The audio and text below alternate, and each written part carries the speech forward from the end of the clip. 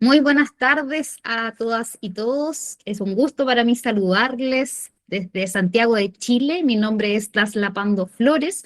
Soy investigadora en el Centro de Energía de la Universidad de Chile y vamos a, junto con Greg, ser sus anfitriones el día de hoy. Greg. Yeah. Hello, everybody, and welcome. Bienvenidos a todos y todas. Greg Baron Gafford from the University of Arizona, and we are glad to have you all here today.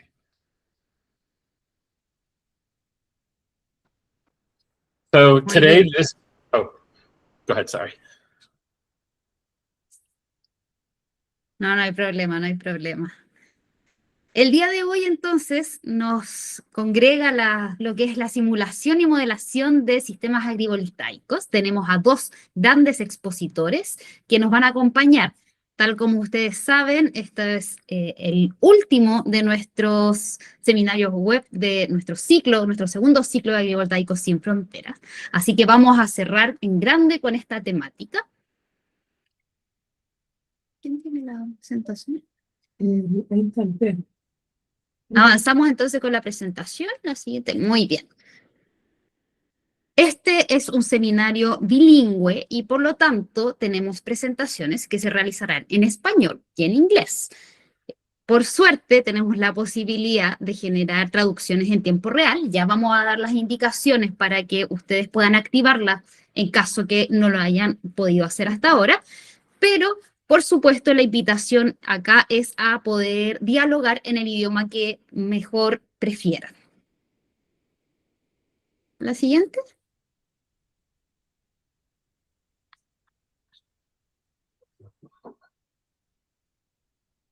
Yeah, so to walk you through how to translate for yourself. Again, as Laszlo was saying, we really wanted to remove and reduce all of the barriers to help us be able to exchange ideas and thoughts and examples from across the Americas. And so whether you speak English, Spanish, Portuguese, French, whatever it might be, as long as Google Meet has it, you should be able to speak in and hear in your preferred languages. So you get there by opening up these 9 little dots in the bottom right corner. The instructions are also here in Spanish. And so you open the meeting tools and select speech translation. When you select speech translation, you will then identify both the language that you want, that you will be speaking, so that when you present either your questions or in this case of the two speakers, their seminar, it will know which language to be listening for. And then you can set the language that you prefer to hear. You can choose English or Spanish or again, a different language of your choice. You must do this for the translation tool to work. So we've confirmed that our seminar speakers have done this. You can't just speak in English and assume that everyone will understand, or speak in Spanish and assume everyone will understand. We really need you to participate in this small setting. And if you want to just hear the original audio without any translation, you can just choose original speech, but we still need you to go through this process. And you can change the settings at any time. So if you want to give yourself an English or a Spanish quiz in real time, this is also possible. Just make sure and do this right now. Perfecto. Muchas gracias, Greg, por aquellas indicaciones que nos permitirán acortar esta brecha idiomática que hablábamos. Muy bien, entonces con este preámbulo es que vamos a dar inicio a las presentaciones que nos acompañan en esta jornada. Recordemos que este es el último seminario de este segundo ciclo de Agrivoltaicos sin Fronteras. Y a continuación me permito presentar a Allan Braz, quien nos va a exponer su presentación Diseño y Simulación Energética de Sistemas Agrofotovoltaicos. Allan es ingeniero en energía y estudiante de maestría en energía eléctrica, con énfasis en sistemas fotovoltaicos. Es docente encargado del área de energía eléctrica y sistemas fotovoltaicos en la Universidad Tecnológica del Uruguay e integra el grupo de investigación en sistemas agrofotovoltaicos de la UTEC. Allan, por favor, bienvenido. Hola, buenas tardes. Muchas gracias por la presentación. Bueno, gente, buenas tardes. Ya me presentaron, así que arranco. Ah, como ya comentaron al principio, yo soy docente en la parte de fotovoltaica, así que mi presentación y la propuesta que tengo para presentar la metodología que implementamos desde UTEC para nuestra planta agrofotovoltaica, agrivoltaica, ah, viene mucho por las herramientas que ya teníamos al principio y por eso yo lo que tengo para mostrarles hoy es mucho o sea, para sintetizar, ¿no?, el procedimiento que adoptamos en nuestra planta. Bueno, así que, o sea, tengo planificado mostrarles básicamente la parte de diseño y simulación energética de los sistemas agrofotovoltaicos con las herramientas digitales para el diseño, la visualización y evaluación de estos sistemas, ¿está? Bien. Bueno, gente, entonces la propuesta de esta presentación va mucho enfocada, ¿no?, en la metodología que nosotros implementamos desde UTEC para el diseño de nuestra planta. Antes de empezar, ya me gustaría como detallar y hacerles un comentario general, que es el momento que diseñamos, o sea, que experimentamos el primer diseño de la planta, nosotros no teníamos, o sea, el conocimiento, no el conocimiento, pero las herramientas a nivel de que combinaran todas las dimensiones de este tipo de sistema. Entonces ustedes van a ver que la solución que encontramos fue combinar un conjunto de herramientas y softwares comerciales que posibilitan, ¿no?, el modelado tanto de la parte fotovoltaica y en separado la parte de la irradiación que llega al suelo, ¿tá? Entonces vamos a pasar desde el estudio de caso hasta el flujo metodológico implementado y estas herramientas, después las configuraciones constructivas, los resultados y el análisis conjunto, ¿tá? Bien, nuestro estudio de caso y el problema metodológico, básicamente, el primer pensamiento en este sentido de hacer el modelado y la simulación, fue que nosotros cuando empezamos a pensar la planta instalada en UTEC, empezamos, bueno, ¿cómo vamos a hacer para diseñar esta planta y tener datos mínimamente optimizados, ¿no?, antes de empezar la operación y tener estas informaciones? Y ahí empezamos a recopilar información dentro del grupo de quien tenía expertise en el diseño 3D o en simulaciones para la parte de generación de energía eléctrica o para la parte de irradiación en el cultivo. Y fue en base a esto que empezamos a recopilar el conjunto de software que cada uno tenía conocimiento para hacer estos estudios, ¿está? Nuestra planta hoy ya está instalada, ¿está?, ya implementando este procedimiento, está instalada en Durazno. Acá ustedes pueden ver algunos datos técnicos, ¿está? Hoy estamos operando con 20% de la potencia nominal actualmente, solo una string conectada por algunos temas normativos, pero tenemos 12,8 kilovatios pico instalado. Actualmente estamos con una cultura de lechuga, 40 módulos, un inversor de 15 kilovatios y una estructura, o sea, aérea sobre el cultivo, con un espacio ahí los datos geométricos de 3,15 metros entre filas, una distancia entre módulos de 0,4 metros y un pitch, un paso entre los módulos de 6 metros, ¿está? Un tilt una inclinación que vaya desde los 21 grados hasta los 45 y un porcentaje de cobertura del suelo del 24,2%.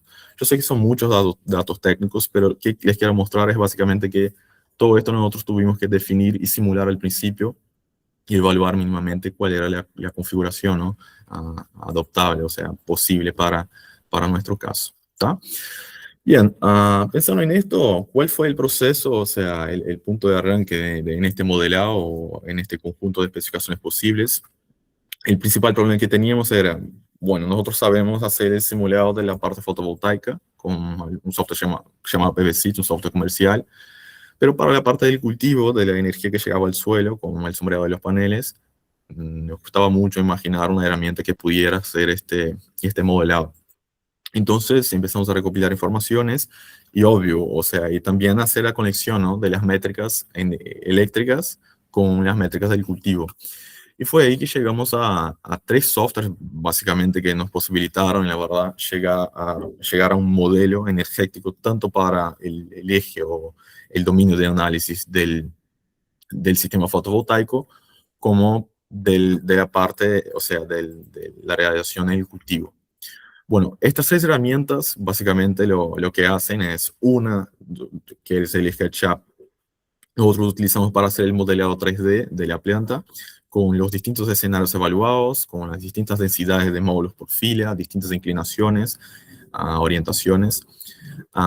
Del SketchUp nosotros sacamos un modelo 3D con todos los componentes de la planta, ingresamos a estos dos softwares que son, o sea, paralelos a nivel metodológico, en el sentido de, en PVSys hacemos toda la evaluación de lo que sería la parte de generación de electricidad, y en Revit todo lo que sería el estudio de radiación en el cultivo. ¿Tá? Entonces tenemos estas tres herramientas, yo les voy a presentar cómo funciona cada una y por qué utilizamos cada una de ellas. ¿Tá?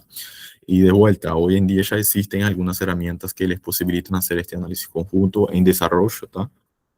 Pero bien, en nuestro recopilado, ¿no? En la metodología implementada para nuestra planta, estos fueron los softwares utilizados. Y obviamente de cada uno de ellos nosotros sacamos un conjunto de informaciones a evaluar la eficiencia del diseño o las condiciones óptimas de operación. ¿Está? Bueno, para el modelado 3D nosotros utilizamos SketchUp. SketchUp es una herramienta de diseño 3D que es bien sencilla, la verdad. Incluso todo lo que tienen correos universitarios tienen acceso a una versión gratuita de una versión escolar de SketchUp. Y la idea acá fue básicamente montar componente por componente como nosotros imaginamos en la planta. ¿Tá? Desde o sea, la estructura, los módulos, el espacio, los distintos escenarios también, con más módulos o menos módulos por fila, distintas inclinaciones también. Y tener esto mínimamente, este conjunto de configuraciones ya como base para entrar en los otros softwares. Entonces, en la secuencia que quiero mostrarles, la función de SketchUp es básicamente montar componente por componente y tener un modelo exportable entre los modelos, entre los softwares utilizados. ¿Tá? Y ahí viene el primer eje o sea, de generación de informaciones, en la verdad, y simulación, que sería el ingreso de estas informaciones en PVSys. En PVSys nosotros, para los que no conocen, ¿tá? PVSys es un software comercial para simulación de plantas fotovoltaicas que te permite, o sea, en base a tres conjuntos de datos principales, que serían los datos meteorológicos, los datos constructivos de la planta a nivel eléctrico y las condiciones de operación, o sea, el diseño 3D de pérdidas detalladas en este caso, simular cuál sería la generación esperada, la eficiencia de esta planta, indicadores incluso energéticos a nivel de generación de energía eléctrica. Entonces nosotros lo que hicimos fue agarrar este modelo exportado de SketchUp, ingresarlo a PVSys, configurar todos los modelos de módulo, inversor, la topología de las conexiones, ¿no? Como cuántos módulos tenemos por fila, el modelo del módulo, la eficiencia, las condiciones de operación en base a la ubicación.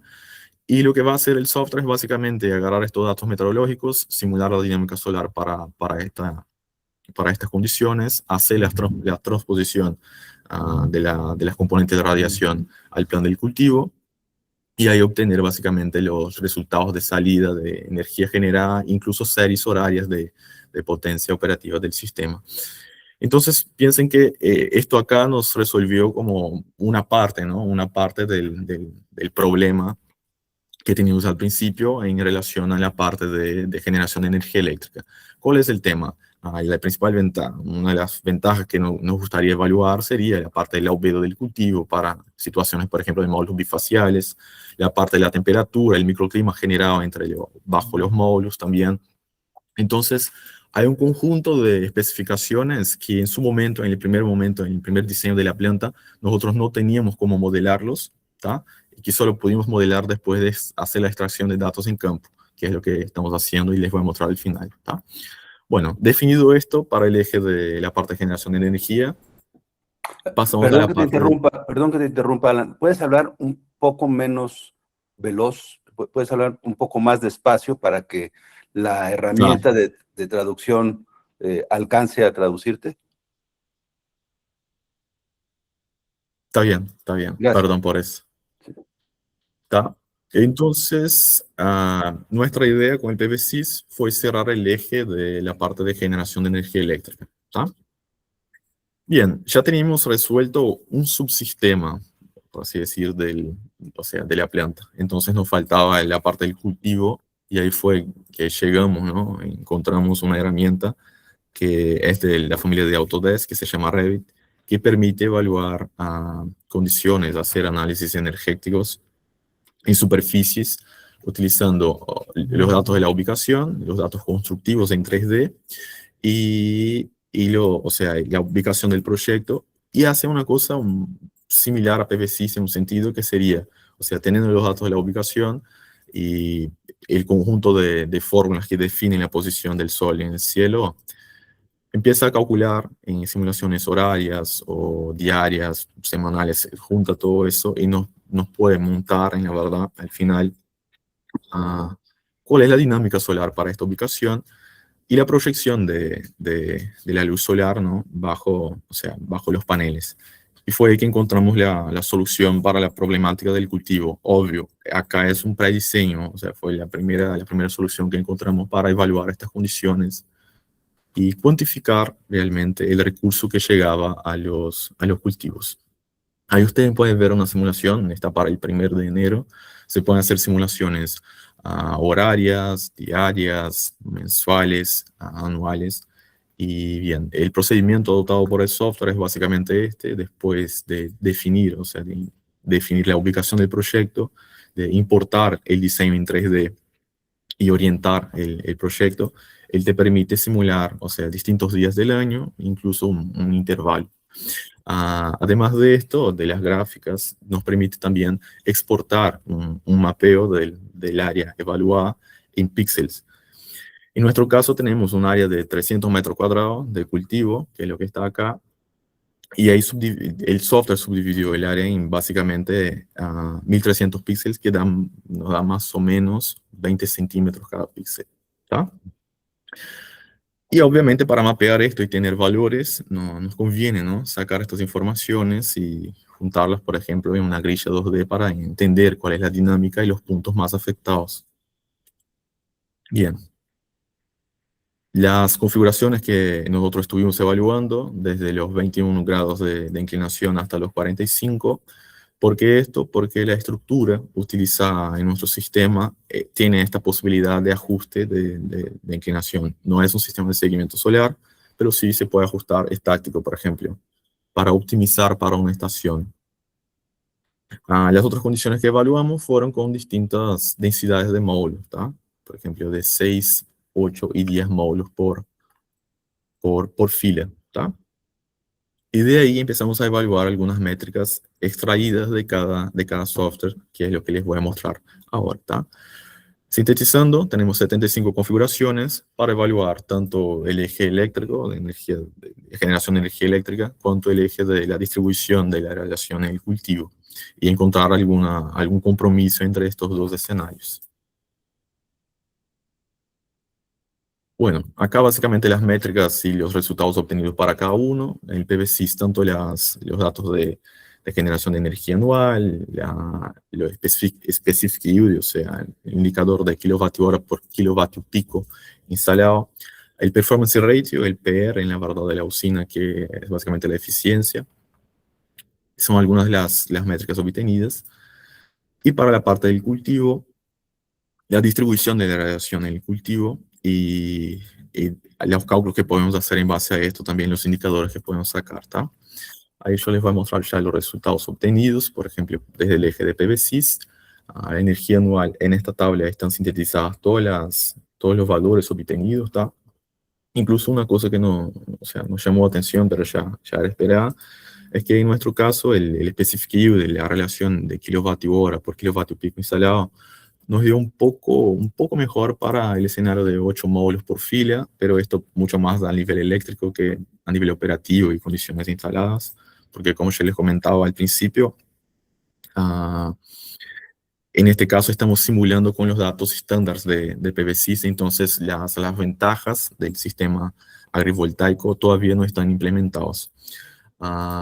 Y ahí la distribución, ¿no? Para cada escenario, desde los 6 paneles hasta los 10 paneles por fila, y las distintas inclinaciones. También encontramos que la mejor inclinación era de 29 grados por la herramienta de PVSys, y que tenía una relación, o sea, que no impactaba tanto a la radiación en el suelo, nos daba menos de 1% del impacto, pero aumentaba un poco más que eso en la parte de generación de energía. Yo les voy a mostrar la síntesis de cada escenario al final y va a quedar un poco más claro. ¿Está? Bien, para la parte del Revit, la distribución de la irradiación del cultivo. Ahí. Nosotros tenemos algunos resultados un poco más interesantes también en el sentido de la distribución de la radiación en el suelo, ¿no? En el cultivo evaluado. Y ahí vienen algunos indicadores que pueden ser extraídos de este tipo de análisis. Como yo tengo en este caso un valor, ¿no?, de irradiación por píxel, básicamente extraído, y de cada píxel los valores acumulativos de irradiación en el espacio de análisis de un día, de una semana, de un mes.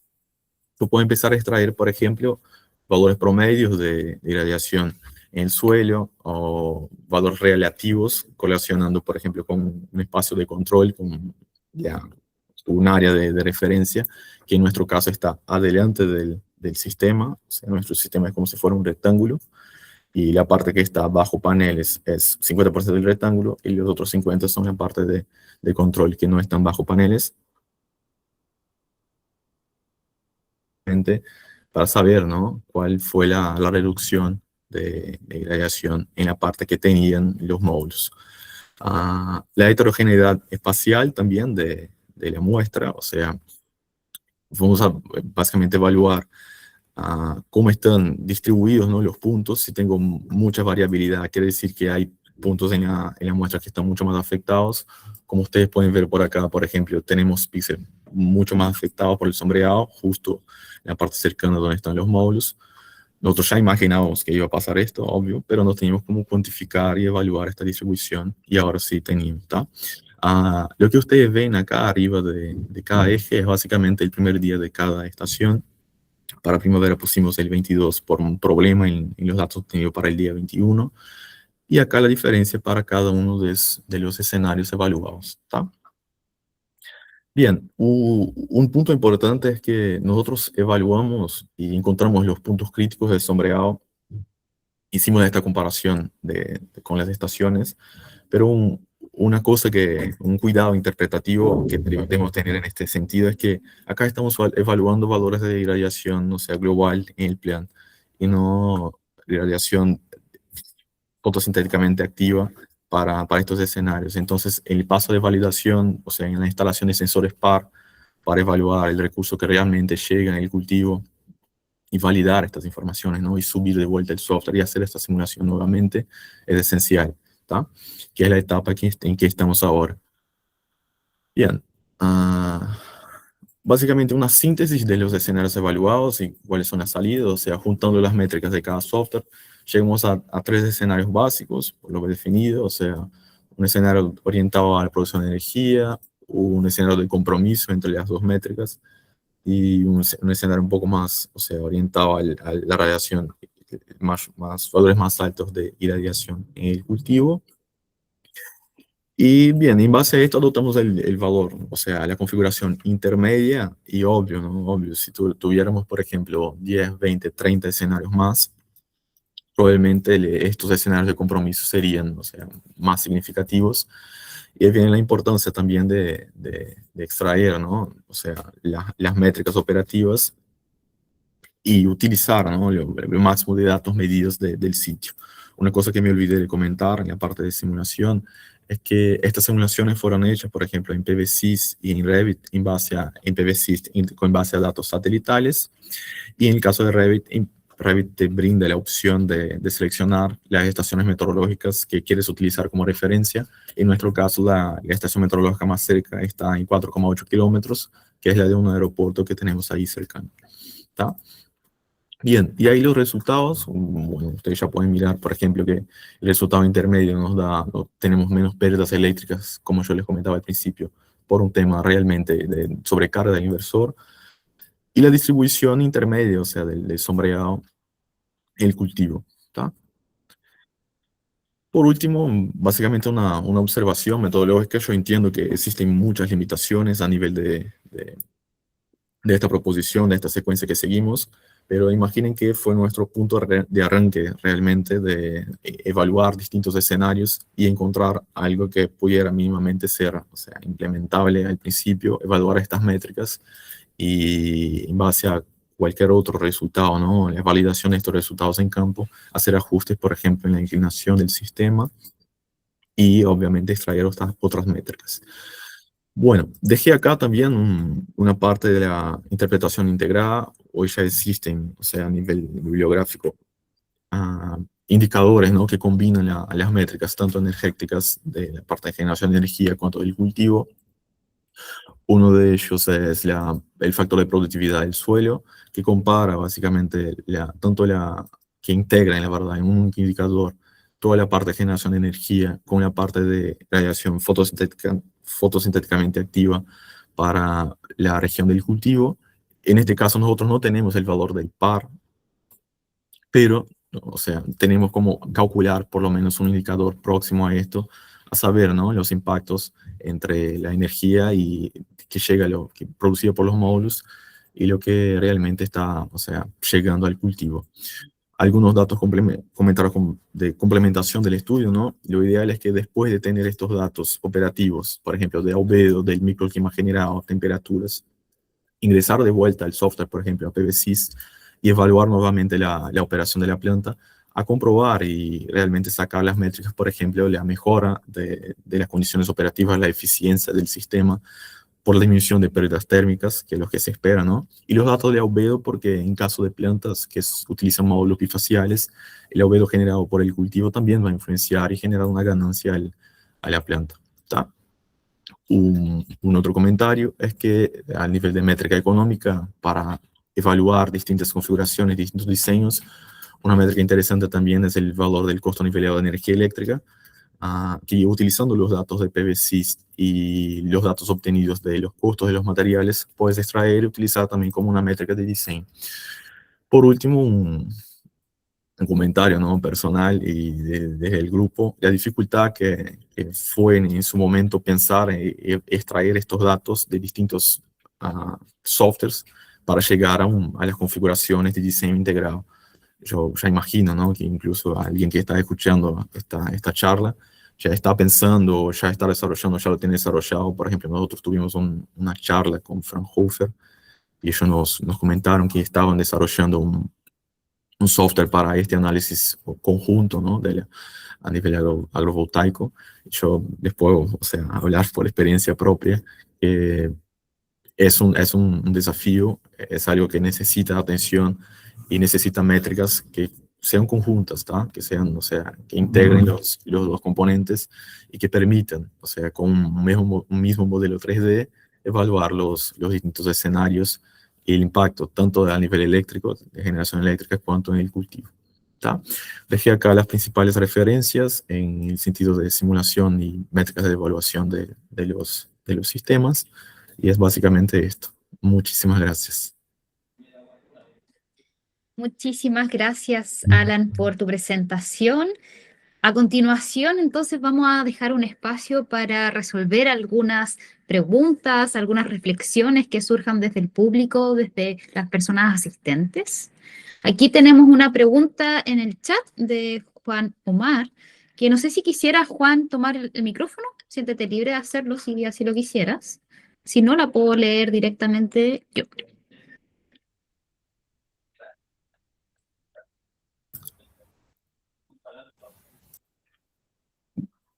¿Yo ya lo puedo contestar o...?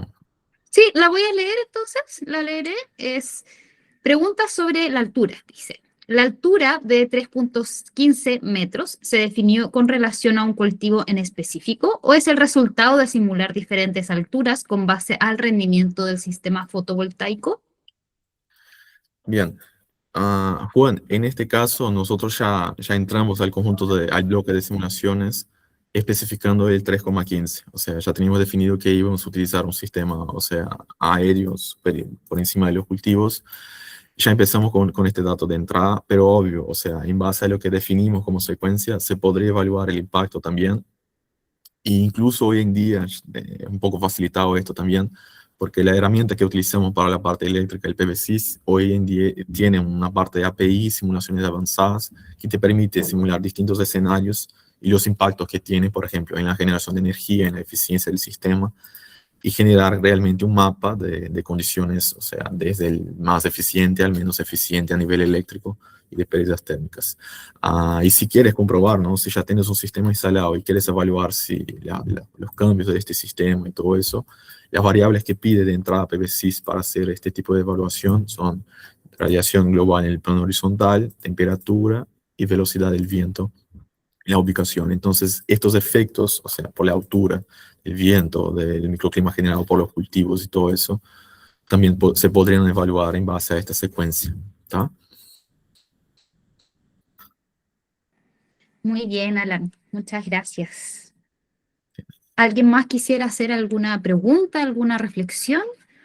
Mientras se entusiasma ahí el público asistente, yo también quería hacer una consulta respecto de las disciplinas que han estado involucradas en el diseño de este sistema. Ya pudimos ver que efectivamente existe un diseño técnico muy bien presentado por tu parte, pero quisiéramos saber también si es que existe algún alcance desde el punto de vista del diseño también nutrido con otras personas, otras disciplinas que pudiesen haber complementado esta propuesta. Y en la parte estructural, o sea, en la parte estructural, nosotros realmente, o sea, el desarrollo del proyecto, ¿no? Fue hecho por una empresa. Nosotros teníamos la idea, las exposiciones, pero a nivel de esfuerzos de la estructura, nosotros tuvimos que hacer, en la verdad, algunos ajustes también por el esfuerzo generado en el módulo. Imagínate que el módulo está en 3,15 metros de altura y está inclinado y tiene esfuerzos en la parte, o sea, considerables por el viento. Y ellos especificaron, ¿no? A nivel empresarial, o sea, la dimensión de los ductos, o sea, de la estructura de soporte y el ajuste de los esfuerzos también, porque tenemos aparte, ¿no? Una estructura regulable en 3,15 metros de altura y expuestos al esfuerzo del viento. Gente, estoy hablando así por encima porque, o sea, mi enfoque es mucho más en la parte eléctrica y energética que en la parte estructural, pero sí, o sea, si tuviéramos adentro del grupo un ingeniero mecánico, un ingeniero civil, probablemente todo el proyecto hubiera sido diseñado, ¿no? A nivel estructural. En este caso, fue una contratación. Muy bien, muchas gracias, Alan. Greg, por favor. Yes, thank you. And also just like you said, Dasla, please do raise your hand if you want to ask your question or type your question into the chat. But thank you, Alan. It was very, very exciting to see the integrated models. And I was wondering, is your integrated modeling approach limited in terms of where it can work? Or is this something that could take input data from anywhere around the globe and someone could utilize your integrated system and get these estimates for their own location? En este caso, o sea, en lo que fue desarrollado, ¿no? Desde el grupo fue mucho más o sea, la secuencia de pasos que el software en sí o herramienta. Entonces, son herramientas que están disponibles para acceso directo. Aquí tiene cada uno su especificidad. Por ejemplo, el PV6 está específicamente para la parte de fotovoltaica. Ya tiene incluso en las últimas versiones algunas actualizaciones a nivel de estudios de pitch, del paso, espacio entre módulos, y la evaluación, por ejemplo, de escenarios óptimos de inclinación, de espacios, bueno. Y la parte del Revit, la misma cosa. Entonces, al momento que tenés, o sea, estás imaginando implantar un sistema agrivoltaico, vos podés ingresar a cada uno de estos softwares mínimamente y subir, o sea, el diseño básico que tenés exportado de PV6 y evaluar estas configuraciones. Un punto de atención y que vale, o sea, es importante destacar acá, es que Revit sí tiene licencia estudiantil, por ejemplo, a nivel académico. PV6 tiene una demo de 15 días. Y SketchUp tiene acceso abierto para estudiantes a nivel estudiantil también. Entonces, hay un costo por detrás si estás haciendo que no sea a nivel de investigación, si estás haciendo a nivel comercial, ¿tá? Con las licencias involucradas. Pero contestando sintéticamente la pregunta, puedes ir a adoptar, o sea, para cualquier región del mundo y te van a habilitar, o sea, en base a la disponibilidad de estos datos, sean satelitales, medidos de reanálisis, ya el análisis tanto del eje energético a nivel de generación de energía eléctrica, cuanto de la radiación en el cultivo.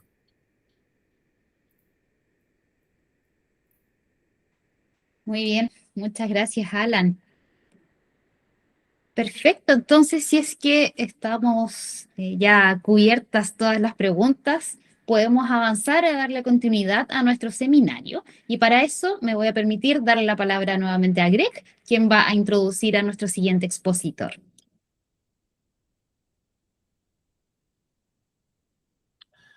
Thank you, Dasla. So nice to work across continents for this seminar.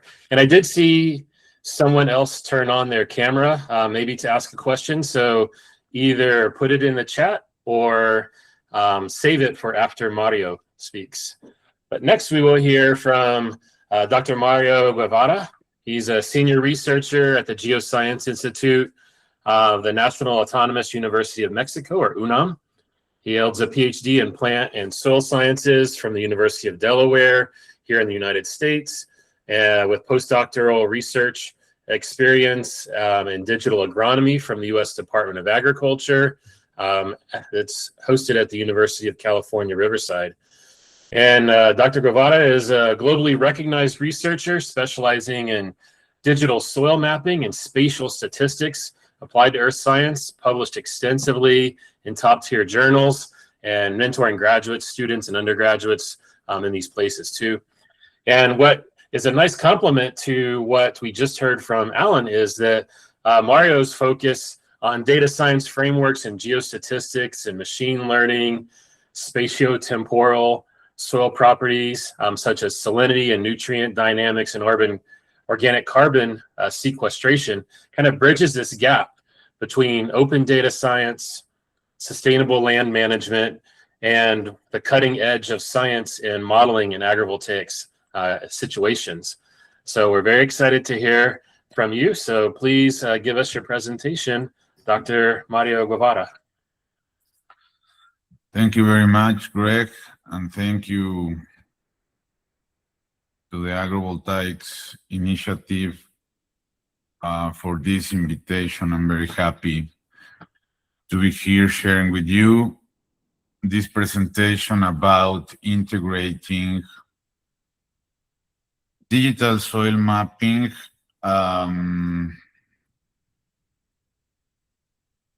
with agrivoltaics planning. Is a proposal to better understand the interaction between panel and soils at the high resolution relevant for people taking decisions in territories. As an introduction, it is a very important topic for our current food insecurity. 32 billion people affected by soil degraded at the global scale. 12 million of hectares are lost every year because of the lack of sustainable soil management. So we lost every year about 20 million of tons of grains. We have lost 40% of arable land in planet, mainly to land degradation by soil water erosion. We will need nearly or over 50% of food for the next 50 years. And there are global conflicts that are out of our hands. So we need to be prepared. And the synergy between agrivoltaics and digital soil mapping of precision soil mapping can contribute with this global crisis that we live nowadays. Most of experiences in agrivoltaics are in countries in the imaginary north, but there is a big potential of agrivoltaic system implementations in the global south, with important considerations. For example, the biocultural landscape.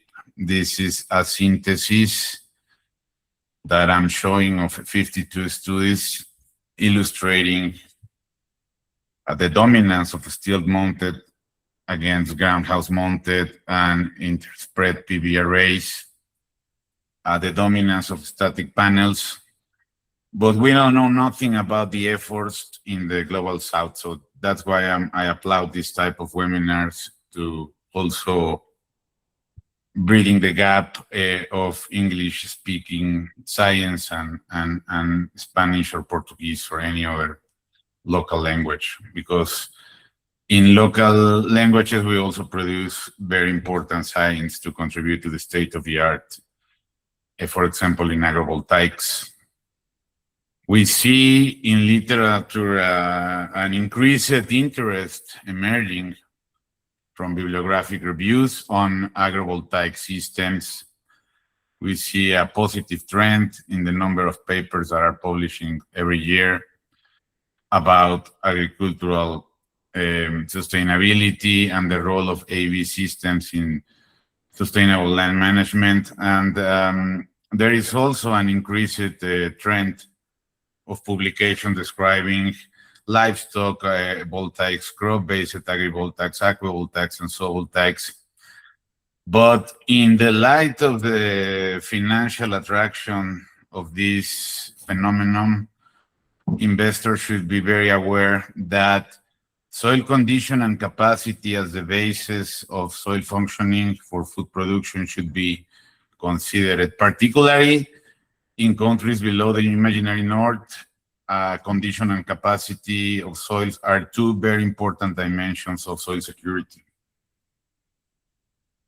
We have done a lot of research, and a lot of strategies and a lot of models exist to define the optimal agrovoltaic implementation, but very, very little attention has been focused on the spatial variability of soils under agrovoltaic systems as the basis for food production. These are just illustrations from Mighty and co-workers to highlight that soils are often ignored in the proper planning of agrivoltaic systems. Then the main problem is that the edaphic substrate is not homogeneous and is a mosaic defined or altered by the dynamic of shadow and rainfall. The conceptual gap is soil and soil variability in space and time, because the current models treat the soil as a non-homogeneous substrate when it's highly variable.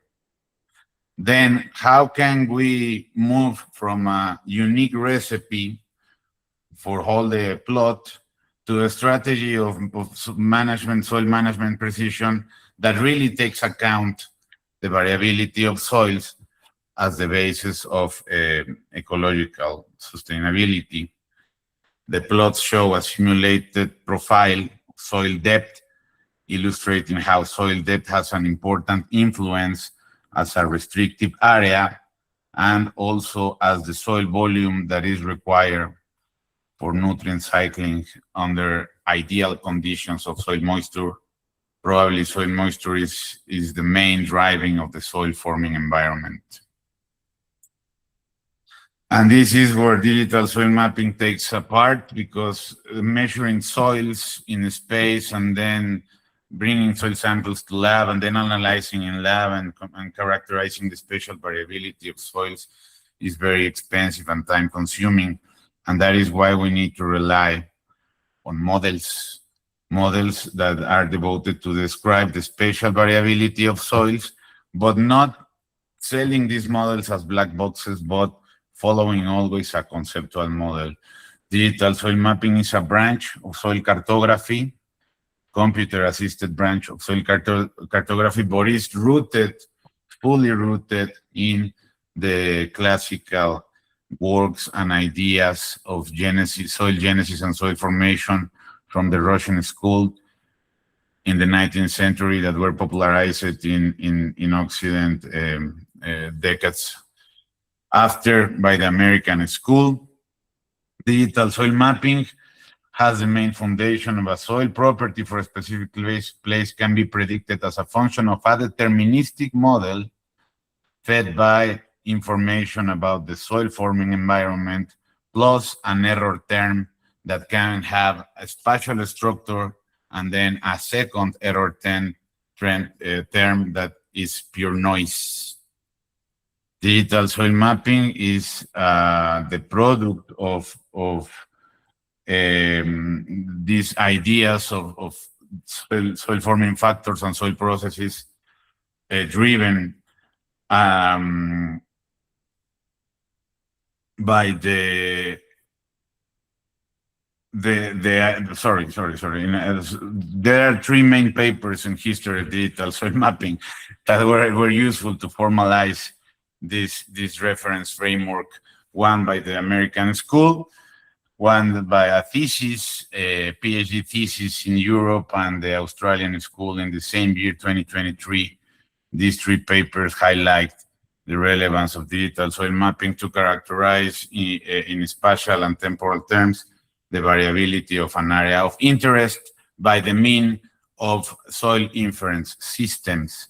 This diagram shows first how the hard data, the difficult data, the expensive and time-consuming hard data can be coupled with information from technology from the fields of remote sensing, geomorphometry. It can be coupled with information of climate surfaces. It can be coupled with information with soil type or rock type maps in order to build the spatial inference systems.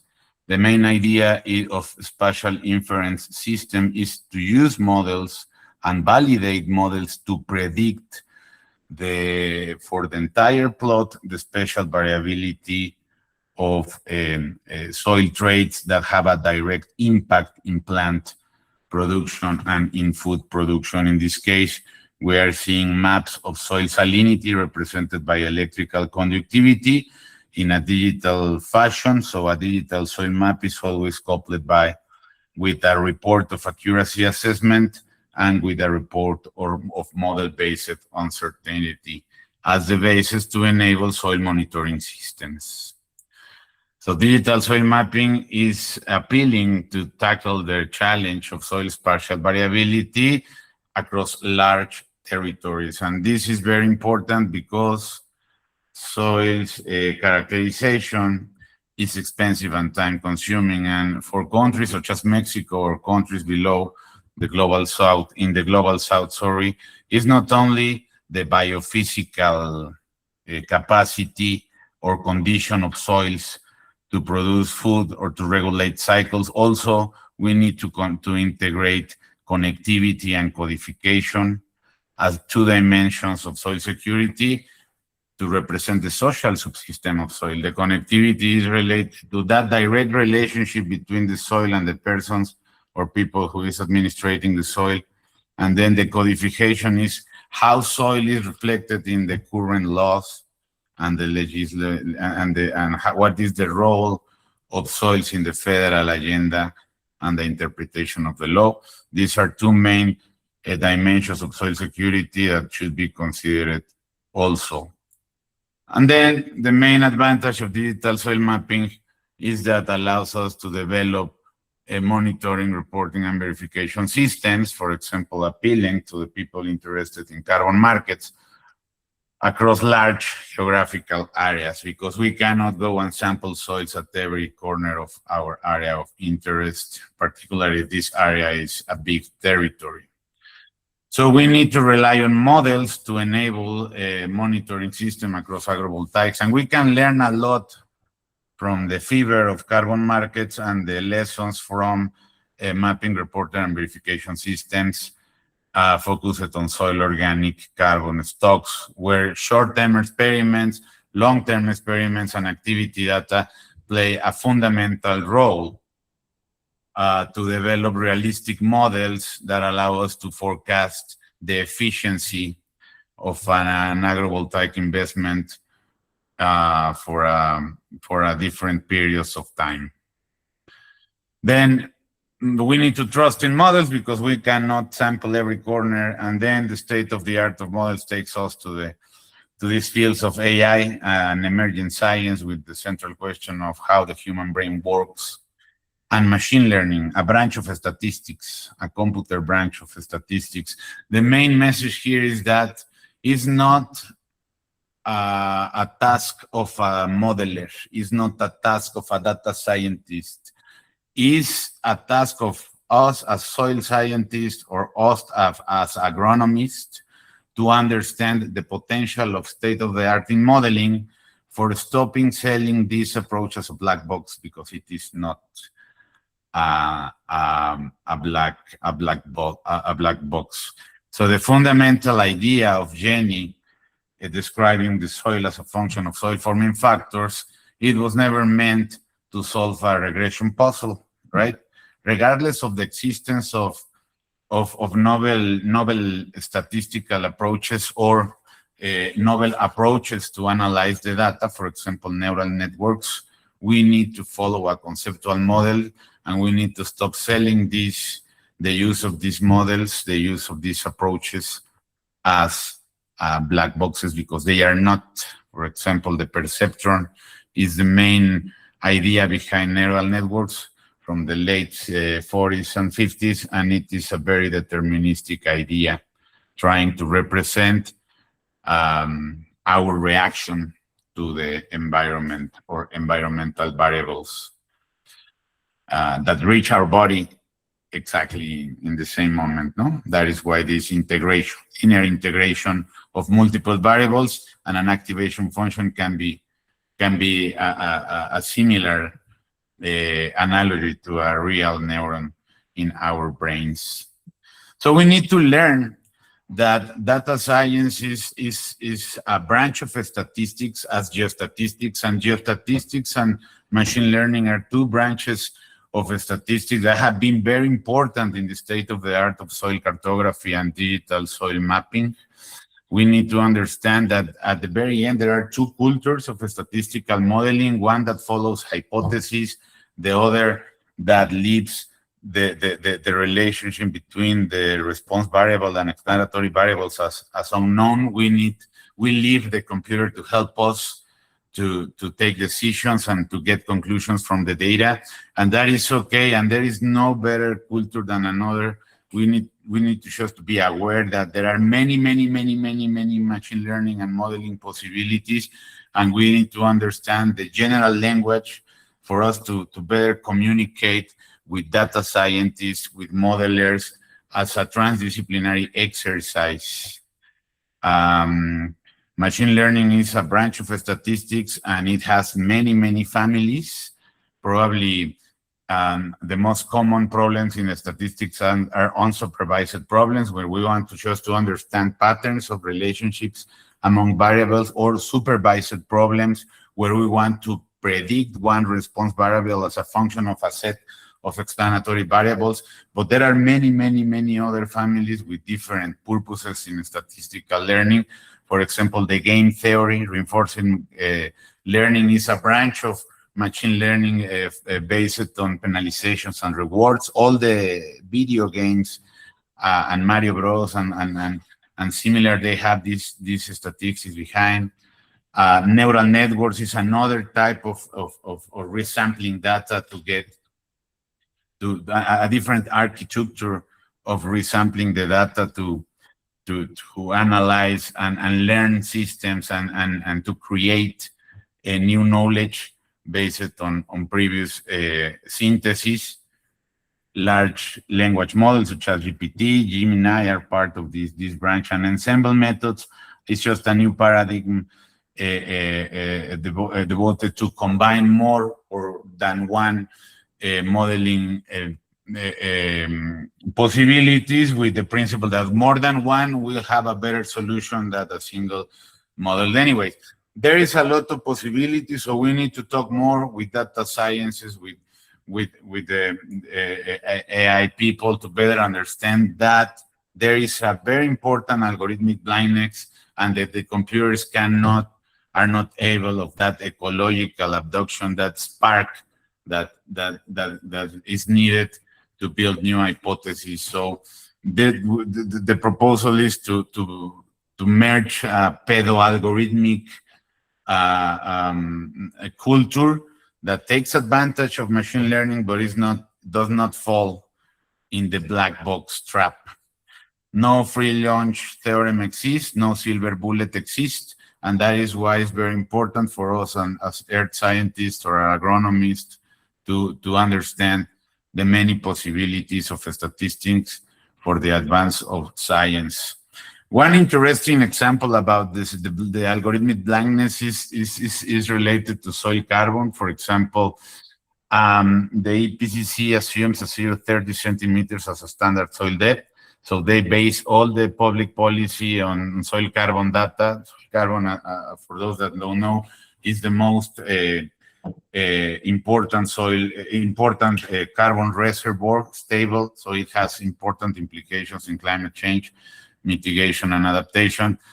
But the result of this algorithmic blindness is about 2.4 petagrams of phantom carbon at the global scale, just because we do not consider the physical restrictions of the soil variability for our specific objective. So coming back to the agrivoltaics context, it should consider then the soil variability for a proper and efficient planification of implementation, so you can take advantage of all the related phenomena, for example, the carbon markets jungle. So why do we need digital soil mapping or digital soil maps in an area with the potential for AV systems? Let's think about the northern Mexico, typical soil and chalk profile with high contents of salts and relatively low productivity, low soil organic carbon. Generally, most organic carbon is associated with vegetation spots. This is a simulated area just to illustrate gradients of soil moisture, patterns of soil organic carbon, soil salinity, and bulk density that are important soil variables that have an impact, a direct impact in plant productivity, in food production, and that not necessarily are considered when planning an agrivoltaic system. For example, it has been shown in recent reviews by Fiantis and co-workers that actually soil under panels is drier than the surrounding environments, for example, thanks to the dripping edge and the accumulation associated with the compactation of the soil caused by the implementation of the solar panels following the straight lines. This is a simulation based on the results of the same review in Advances in Agronomy. You can see the red line is a simulation in the first 90 days of soil moisture. Is relatively static compared to the gray line, which is the control open soil, and in comparison with the panel drip line in blue line, always moist and arguably close to saturation compared to the other scenarios. And in the long term, we will see, based on this bibliographic simulation and review, that actually the soil is getting drier with direct impacts in soil biological communities and stressing these communities and impeding then the proper nutrient cycling and water retention capabilities. So it's not only the simulation of what is happening above the soil, also the consideration of what's happening below ground. For example, in a first stage, we have a critical overlap in the transects of the panels and the carbon-rich areas. And this generates a very quickly loss of soil organic carbon stocks, thanks to the scrapping and the removal of the biomass. And the physical restriction in this second stage does not allow the condition of the soil to maintain the spatial structure. And at the very end, we have a shift of soils from soil chac to technosoil, where the legacy island of soil organic carbon are destroyed and soil strictly follows the influence of the panel geometry. So we are losing here a lot of opportunity to capture soil carbon because we don't consider the soil. No? In the same way, simulation could help us to understand that actually the gains in soil organic carbon, if not stopped by the full saturation of soil by water, then it will continue a trend that's in the blue line in the next years. But the soil organic carbon loss is consistently under the direct shadow. Just an example of how can we use digital soil maps. For example, the implementation of panels may affect bulk density, and as you can see here, no green dots exist in the blue lines. Green dots are just representing active root systems that can now be active no longer because they are in a very compacted area of our agrivoltaic system. So if in a wall-to-wall perspective, we may be losing an interesting space for sustainable soil management. Similarly, soil depth and soil compactation will have emergent restrictions for plant productivity, as well as the accumulation of salinity thanks to the excessive irrigation, dissolving salts and leaching them downhill. So these maps are just examples of how using digital soil maps to gather more information that is useful for an adaptive design, an integral design. So to guarantee the co-production of energy, clean energy, and food, it should be mandatory to design the infrastructure of agrivoltaic systems with based in the conditions of the site and considering monitoring continuously the soil, allowing improving soil health and the conditions for food production, mainly in water-limited environments. Another important consideration is the uncertainty in the long term, right? Regardless that systems will establish it, they show positive synergies. The impacts of agrivoltaics in the long term are still unknown or are uncertain. So it is very important for us to continue building communication networks among groups in order to continue research and avoid accumulative degradation of agrivoltaic soils. In conclusion, there is a missing layer in the cost-effective planning and implementation of agrivoltaic system, and this is the soil spatial variability.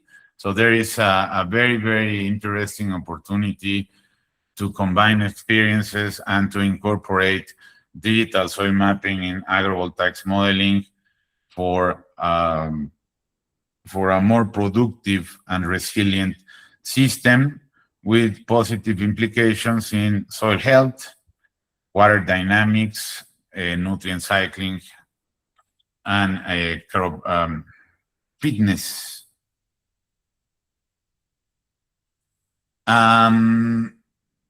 It's not the same. The territory in the north and in countries below the imaginary north, right? A map is not the territory. So we need to consider that we need a posture who want to empower with our efforts and who are responsible to respect, to provide respect. For example, the biocultural landscape in Mexico and southern countries is very important. We need to avoid the green colonialism and avoid the epistemicide. So we need really to consider local knowledge and the current codification and connectivity when exploring areas for agrivoltaics investments. Mitigating climatic crisis, destroying soil health, it provokes an irreversible damage here and anywhere in the world. And that is why we also need to consider digital soil mapping, as predictive soil maps with high resolution will help us to visualize the soil heterogeneity. So we need to adapt engineering to the territory and not backwards, right? In Latin America and the Global South, high-resolution predictive soil mapping serves as a vital tool for epistemic justice, forcing rigid engineering designs to adapt to local biocultural landscape rather than imposing a form of green colonialism that causes irreversible ecological and social degradation. For your attention, thank you very much.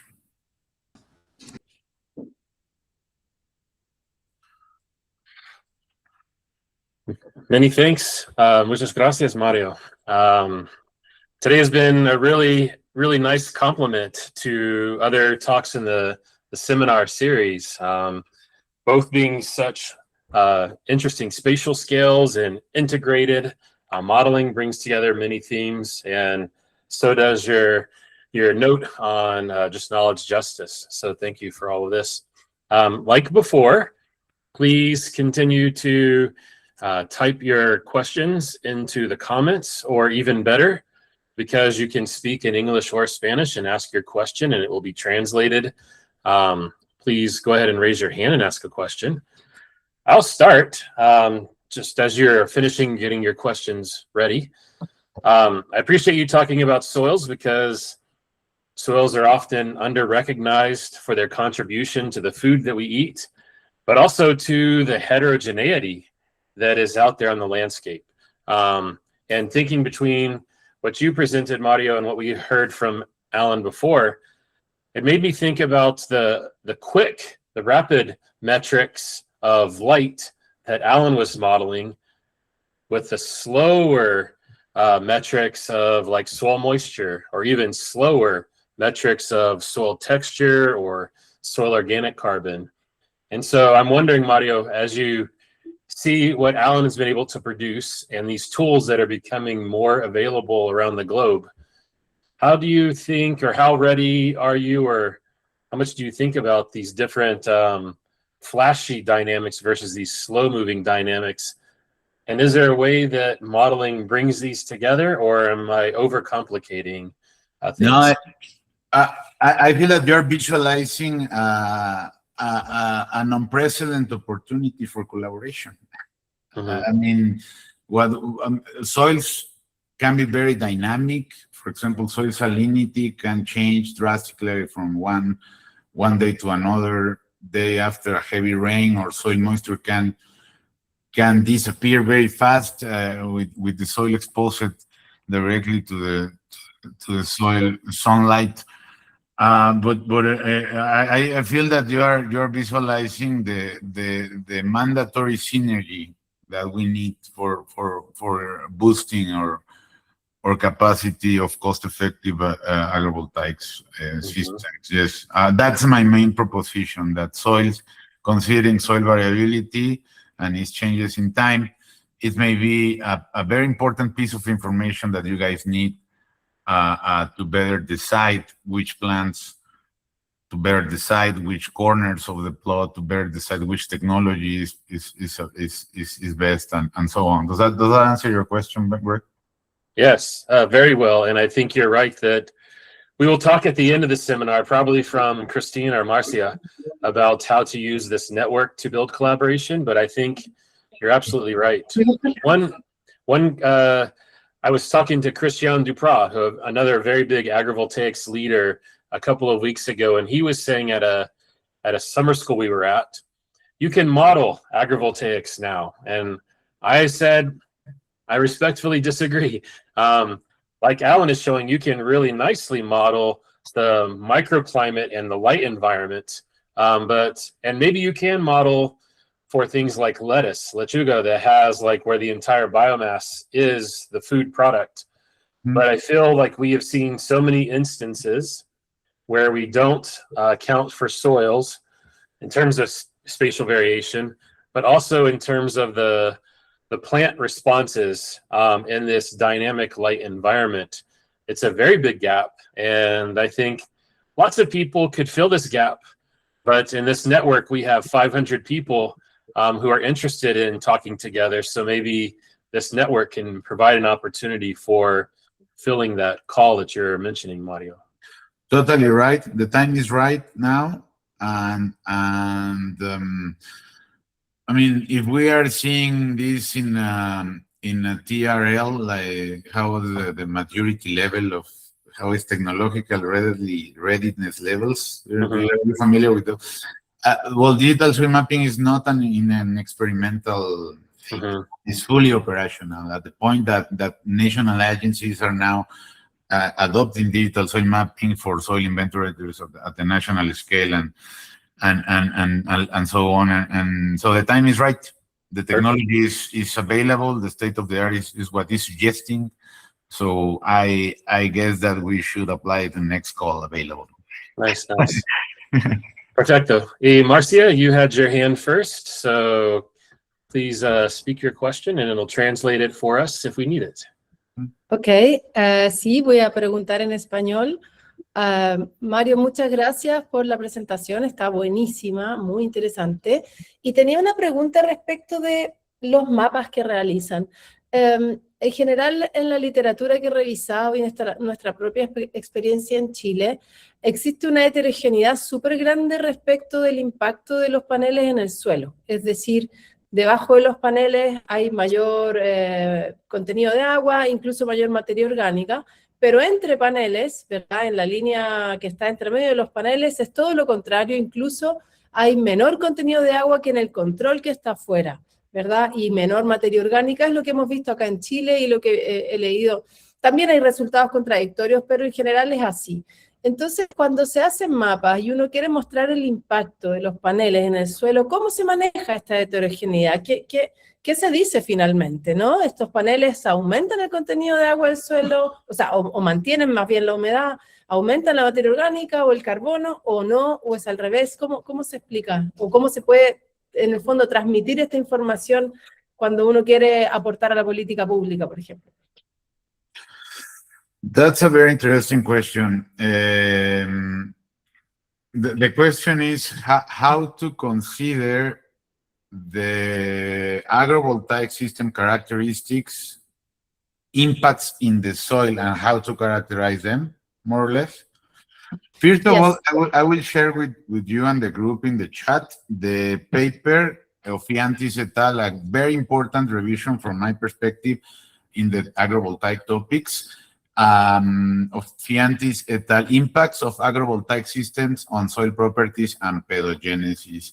The issue is not thinking in static maps, but thinking in mapping, reporting, and verification systems.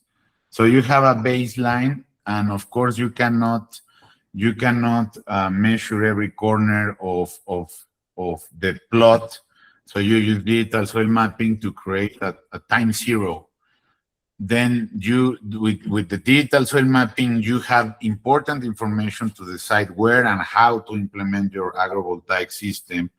And then for time one, you have your agrivoltaic system, and you have the possibility to delineate the shadow preferential areas or the el escurrimiento, the accumulation or dawning areas, the floating areas. So you can take decisions on where to plant and what to plant in those areas. No? Then you need to invest in a time one for soil monitoring. And this will depend on logistics available, but also in the type of indicators you select. For example, nutrients may be more sensitive than clay. Clay will not change with management, but nutrients or soil compactation will. So you need to define the set of variables that you are going to define as soil quality under a solar. Then you build a conceptual model, and then you start monitoring these different areas. Without the hard data, you cannot make assumptions that are useful for public policy. Does that answer your question, Marcia? Yes. I was wondering because, porque estaba preocupada porque justamente hay mucha discusión sobre si los paneles, incluso los ground mounted, benefician o no el suelo, ¿no? O sea, la agricultura lo degrada muchísimo y los paneles tal vez lo conservan, ¿no? Entonces hay como una discusión sobre qué pasa con el suelo en el largo plazo después de haberle instalado paneles por 30 años, ¿verdad? El suelo está mejor, peor, ¿qué se puede hacer entre medio? Entonces, sí, de cierta manera sí me respondes. It's a big hit to soil security. It's tremendous. It's devastating. Why? Because you need heavy machinery to implement the panels, and so that you by default you punch the soil very heavily. So now you have the challenge to produce food and recovering the soil. Maybe there may be another less aggressive, but that's what no one tells you that, no? Oh, it will become, everything will be better. Yes, but for implementing you need to destroy the system first. So that's why it's grinding my ears a little bit. Yeah. Thank you. Yeah, Perfect. I think if I don't see any other hands, but I know Christine, who's listed as Agrivoltaica Sin Fronteras, has a follow-up question around these baselines, but also maybe another question to continue the discussion. I do, but I think I'll just ask really quickly because I think we'll move to wrap up today. But my quick question was just, I mean, thanks, Mario, for the really thought-provoking, really great talk. I found myself interested in cases where, if you see cases where agrivoltaics can help with land restoration. It might be because I'm sitting here in Arizona, which is very arid, and we have severely degraded lands where it's been agriculture or it's been solar, and we've lost all the topsoil. It's all gone. We have severe problems with wind erosion and blowing dust. And I wonder if you see any potential for agrivoltaics to also help in that sort of restoration process of kind of building the soil back again. I mean, I do a lot, but it's a perspective that should not be driven purely by the economic revenue, right?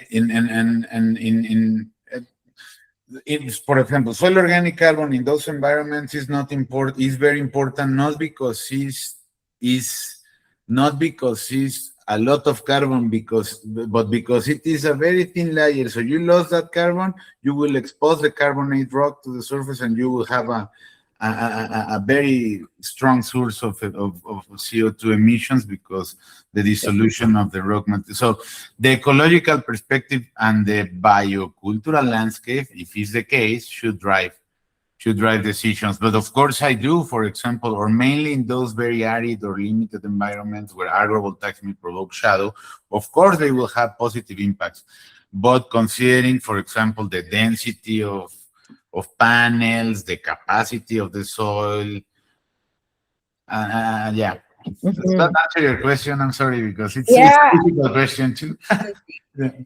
Absolutely. Yeah, thank you so much. You.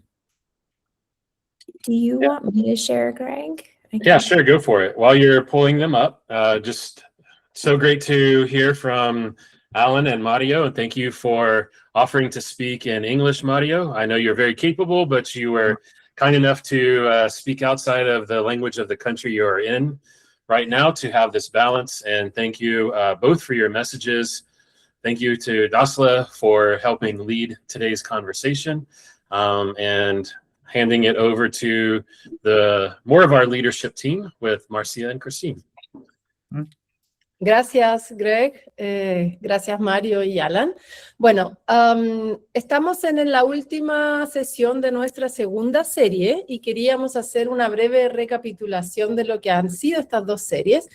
Partimos en enero de este año con un lanzamiento, ¿verdad?, de la serie Sin Fronteras, y tuvimos 6 en total webinars relacionados con el desarrollo de cultivos, pastoreo solar, la dinámica del agua, la producción energética descentralizada y también de pilotos a políticas.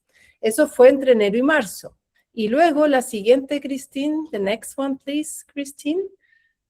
La siguiente, ahí está, es la serie número 2, ¿verdad? Que partimos en abril con los modelos de negocios, seguimos con los invernaderos solares, una segunda versión del desempeño de los cultivos que siempre tiene mucho interés, los sistemas ecovoltaicos, nos adentramos en ese nuevo concepto también, la aceptación social y la community engagement, y finalmente estamos terminando hoy con la simulación y modelación de sistemas agrivoltaicos y el soil mapping, ahora en junio. Entonces han sido 2 series muy ricas, ¿verdad? Ahora vamos a hacer una pausa por el verano del hemisferio norte, y vamos a discutir internamente y también recibir el feedback de ustedes. Ahora Cristina les va a mostrar, para saber cómo seguimos, ¿verdad? Si sigue este interés, y ahí tenemos varios temas que discutir, pero queremos volver a vernos, ¿verdad?, al final del verano, hacia fines de agosto, inicios de septiembre. Cristina, por favor. Sure. Thanks, Marcia. And thank you all so much for being here with us this entire year. We want to say thank you because the series has grown beyond anything that we imagined. When we first launched in January, we were hoping for maybe 50 people that would come. And now over the course of these 6 months, we have, I just checked even now, it's 460 something members in the platform who've joined the website. So it's really amazing, and the community just keeps growing. So I think that shows the interest in agrivoltaics, and I hope also the usefulness of something like Agrivoltaica Sin Fronteras. Just as an interesting thing, when we look at the countries people are joining from, Mexico takes our first spot. So if it was World Cup, it would be Mexico winning for now. But we also have a lot of participants coming from Chile, from the US, Brazil, Colombia, and places as far away as Ghana, Ireland, India, Nepal, Japan, and more. So thank you all so much for joining us. You've hopefully all found the platform. If you've missed any of the seminars, you can go to the platform. You can find out, you can watch the recordings of the previous seminars there. You'll also see the new seminars when they come up. They'll be posted there. You can also find your colleagues and look for recent publications on agrivoltaics. All those things are there on the website. We invite you to explore that. And as Marcia was saying, we're hoping to continue in some way or another with the seminar series or with this community. But we'd really like to get your feedback. So if you have your phone, you can go ahead and scan the QR code there, or we'll email you this link as well. We're really looking for your feedback. What did you like? What can we improve? What topics are you interested in? Should we just stop because seminars are boring, or do you find this useful? And also, we are considering having an in-person conference focused on agrivoltaics in the Americas. So we'd like to gauge your interest on potentially having an in-person conference or congress together. So I'm going to leave this QR code here for a little minute and just say thank you all again so much for joining us, for being here, for all the questions, to all the wonderful speakers we've had over the last 6 months. It's really been a pleasure and a privilege to get to host this seminar with all of you. So thank you. Bueno, gracias a todos, aprovecho de saludarlos y también gracias por acompañarnos en esta segunda serie y esperamos volver a vernos entonces muy pronto. Que tengan una buena tarde. Adiós. A beautiful day. Bye bye. Thank you. Bye, everyone.